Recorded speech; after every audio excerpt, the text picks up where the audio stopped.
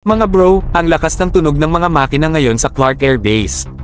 At least 20 American fighter jets, 12 F-16 Fighting Falcons at 8 F-A-18 Hornets, ang rumaragasa ngayon sa ere bilang bahagi ng Balikatan Exercises 2025.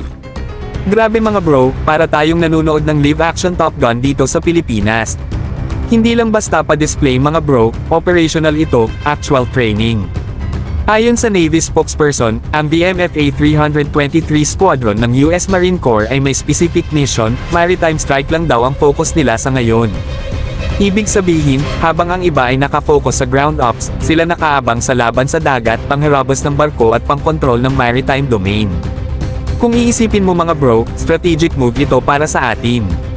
Habang kasabay nating ini-enhance ang interoperability natin with US forces, natututo rin ang ating mga tropa sa mga latest maritime strike tactics na ginamit sa iba't ibang conflict zones. Hindi ito basta classroom lecture, mga bro, real-world, hands-on experience ito. Ang presensya ng F-16s at F-A-18 sa ating himpapawid ay parang power move na rin laban sa mga makulat sa karagatan. Para bang sinasabi sa buong mundo, hoy, huwag nyo kaming basta-bastahin, may kakampi kami na kayang rumatsyada anytime.